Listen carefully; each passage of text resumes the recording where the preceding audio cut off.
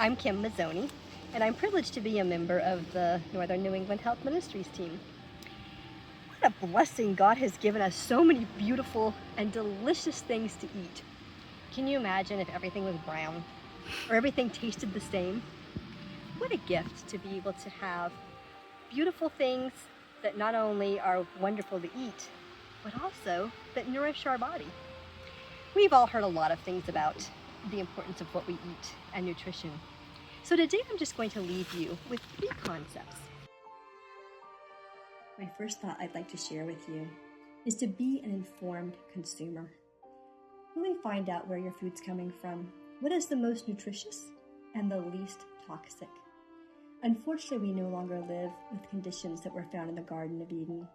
Over time, with sin in this world, our soil has become depleted, and now we have to really be very thoughtful about what we are purchasing. A really wonderful resource I'd like to share with you is EWG.org. It's a website run by the Environmental Working Group that talks about the cleanest foods you can purchase, as well as lists the dirty dozen that you really should purchase organic. Number 2, purchase the best quality of food that you can afford. Making an investment for nutritious food is an investment in your health. Consider keeping your purchasing local. Not only will you get the most nutritious food because it hasn't been shipped across the country or maybe even from some place in the world where it's losing some of the value of the nutrition as it's traveling, but we can support our local economy. Consider purchasing your foods from the farmers market, where many farms here in Maine, New Hampshire, and Vermont have community-supported agriculture options. Or better yet, grow your own. Even if you have a small place, there are things that can be grown in pots or in small grow boxes.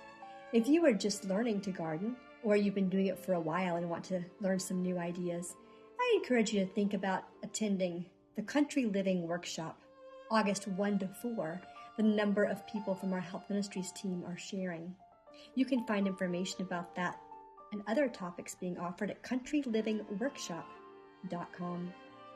And third, fill up on the good things first.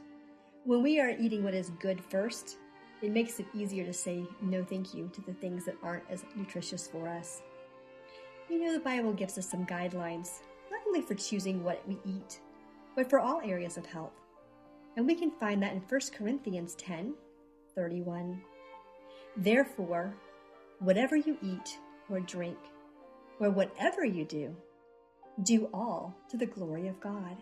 And if we are using that as our filter when we go to the store or to the farmer's market, we're making our purchases or we're getting our food together, it'll help us to remember to choose what is best.